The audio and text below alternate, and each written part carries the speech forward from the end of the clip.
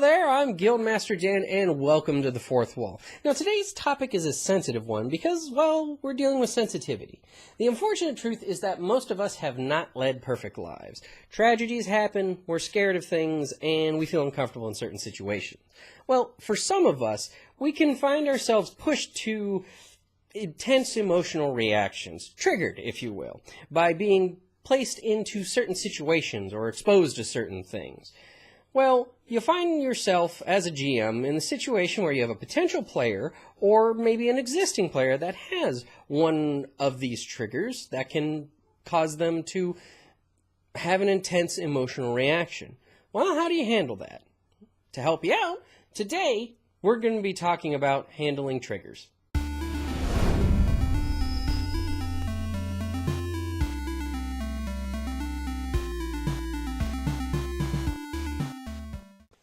Let's start with a little player advice.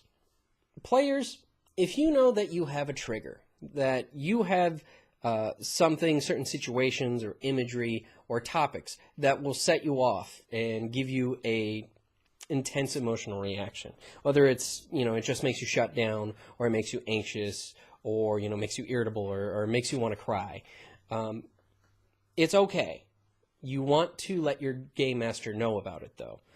The reason you want to do that is because if your game master doesn't know that certain things will set you off, then they can't do anything to work with you on it. They can't help you out. So you may run into them, wholeheartedly getting into a description in game that just hits dead home on your trigger, and without them knowing about it, they won't have any reason to suspect that there's anything wrong. So you want to approach them outside a game, preferably before a game ever starts. Before any campaign begins, you want to talk with your game master and let them know that you have a trigger. If you don't want to use the word trigger, just tell them that you're really uncomfortable with, certain situations or certain types of imagery. You want to let them know about the trigger. You want to tell them as much information as you're comfortable giving them. They need to know what the trigger is, what sorts of things will set you off, what sorts of scenarios will, make you have the reaction, any warning signs for when you're starting to react to it, if you know of any, and just generally anything you can give them to make them aware of the issue. That way they can work with you on it. If you're at a con and and the description in the program of the game you want to play in wasn't terribly clear, but maybe it's rated R or, rated mature, approach the game master before the game starts and tell them, hey, I got a phobia of dogs, or I'm really uncomfortable with X situation. Could you tell me a little bit about what's going to happen in the game, just so I know, just so I'm prepared whether or not I want to back out or not? It's perfectly fine. Most game masters just go, oh yeah, sure. It's not going to involve X situations, but it is going to have this other thing in it that might make you feel uncomfortable. But I can work with you on that. You want to make your personal GM aware, and you just want to check with GMs at cons. You want to be upfront about it. If you don't want to use the word trigger, that's fine. Just tell them you're uncomfortable with certain things. But you want to be upfront about it, because if a GM doesn't know, he can't work with you on it, and he could unknowingly just drive directly home into what makes you react. So be upfront about it. Tell your personal GM as much as you're comfortable telling them. On the GM side of it, so you have a player that approaches you and tells you that they have a trigger, or that certain situations and imagery make them feel intensely uncomfortable, that it will, make them cry or make them shut down, feel really anxious, or, even get really irritable. And these are the sorts of things that will set me off. Or say a player comes to you and tells you, I have an intense phobia of dogs, or I'm really not comfortable with situations of rape. They will put me in a mood that is very, very irritable, and I sometimes don't realize that I'm getting into that mood when it's happening. So what do you do with that information is the question. Now that your players come and told you this, what do you do about it? First off, I understand that there's a lot of discussion online now about triggers and how to handle them, and there's a lot of people out there who are almost getting in like a sort of political debate about it, about how valid this whole notion of triggers is. Well, regardless of what your feelings are about the notion of triggers, don't have a knee-jerk reaction. Just take a step back, tell the player that you hear them and you understand you understand what they told them, that you want to take a little bit to think about it and to come back and talk to them about what you've come up with. Then what you want to do is you want to set aside some time that you can be alone and that you can actually sit down and think about it. Because what you're going to do is you're going to sit down and you're going to take some notes. You're going to think about your past adventures and stories that you've run, what you are intending to run in the future, what you're currently running or about to run, and think of any reoccurring themes that pop up. What sorts of themes or characters or events that pop up often in your games? Even if anything that repeats, even if it doesn't seem like it would affect this, still write it down so you're aware of what you tend to do over and over again in games, or what sort of area of things you tend to deal with a lot. Then consider, how does that affect the player's trigger, or would it affect the player's trigger? To what degree? Make note of that. Next, think of specific instances in your past games or that might come up in future games that would affect that player's trigger. In this situation where the player's uncomfortable with situations involving rape, have you had rape as story elements in your previous games? Have characters, whether NPCs or PCs, ever been raped?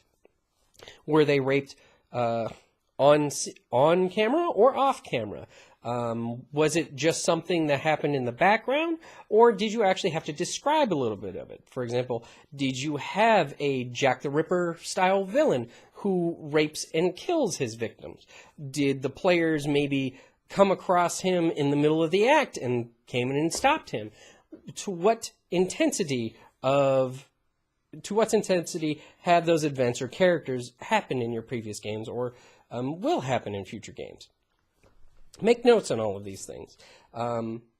Next, consider your other players in the group. Take some notes on them as well, preferably with players that you're familiar with.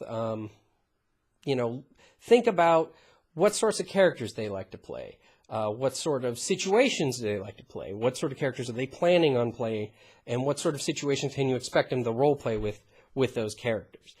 Make notes on all of that and see how it might affect that player's trigger. Now, you have all these notes. It might not be a lot because, you might actually have a situation where a player's trigger might not come up a lot in your game. Maybe it just comes up with stories that you never deal with. Maybe you're not comfortable with it and you don't typically include that sort of thing in your game. Whatever it is, whatever notes you've come up with, what you're going to do is you're going to set up another time with this player before the game, preferably before the game ever starts, and definitely outside of game. And you're going to sit down with them and tell them, this is what I came up with, and I wanted you to know that I heard you. I understand that, in this case, that rape makes you feel uncomfortable. I wanted you to know that it does not typically show up in mid games, but it has happened before. I did once run this serial killer villain that was like Jack the Ripper, who raped and killed his villains, and the players once came upon him in the middle of the act. I understand that this sort of situation can make you feel uncomfortable. I also wanted you to know that, there are some bandits in this upcoming game that I'm running that are raping and pillaging. So that may lead to a situation where you're uncomfortable because people may be talking about it. I can also tell you that player X and Y are playing BDSM like style characters because they're a fan of like the Gore series or whatever. But I understand that they're going to be playing characters that the role plays that they pursue with one another may make you feel uncomfortable. And I wanted you to be aware of these things so that you can decide so we can discuss how we were going to handle it, and you can decide what you're comfortable with. The reason why you want to have this conversation and what you're looking to get out of this conversation is for you to discuss how you want to handle this. Ideally, you need to remember that you are not their therapist or their doctor, and on your side, you should not be expecting to try and fix the issue, nor should the player be expecting you to cater your entire game towards them. You should not go out of your way without talking to the player and say completely remove the offending material from the game, thinking that you're helping them, that you're fixing the problem. Because, for one thing, you're taking away the decision from the player that has the issue in the first place.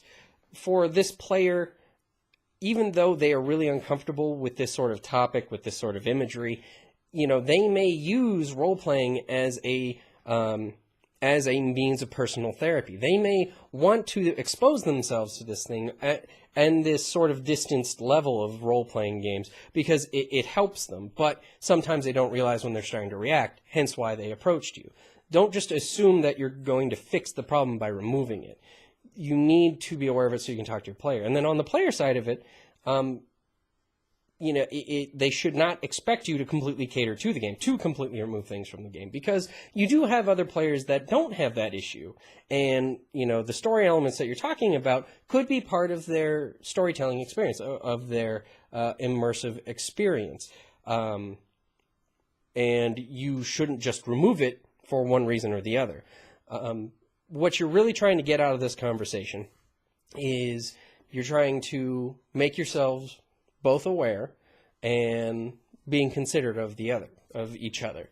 For the player, you're making your game master aware so that they can act accordingly in the game, so that they can understand when you get up and leave the table when you're starting to feel really uncomfortable, or so that you two can work out when they know that a certain situation is going to come up, and or they notice your warning signs that you told them about, so they can maybe give you a little nod discreetly, let you know that stuff's coming up you're not going to be comfortable with, so you can get up and leave the table, or they can let you know when a certain story element's going to be entering into a game in the future, and like, hey, it's coming up in X session, and it's written in the module as pretty graphic as the scene.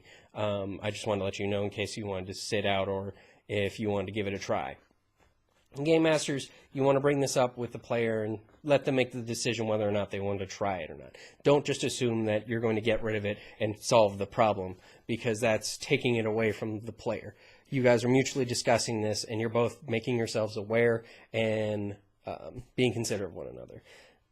And just generally, that's what you want to take out of this sort of situation when it comes up. Make yourselves aware and be considerate of the other person. Don't ever say nothing or just completely avoid the situation in general, because you're going to end up running into more problems than you need to. But as a final note, I did mention in a previous episode, in a junkbox episode, that certain groups have used methods at cons and in their personal groups to handle this sort of issue, or even to just learn the limits a person might have in dealing with this sort of issue. I'm not going to bring it up now because it's not perfect, and I mentioned it back then, but it might be worth an extra listen to just in case. It might give you ideas on how you can work with your player. I'll put a link down below to that video so you can check it out, but don't feel like you absolutely need to, because the main thing I want you to take away is when this sort of situation comes up is be aware and be considerate. Now, like I said before, this topic has been discussed a lot, and there might be something that I didn't bring up that you felt I should talk about, or maybe even if you disagreed with something I had to say, please feel free to leave a comment below. Please like, share, and subscribe so we can keep the conversation going. And as always, thank you for watching, and we'll see you next time.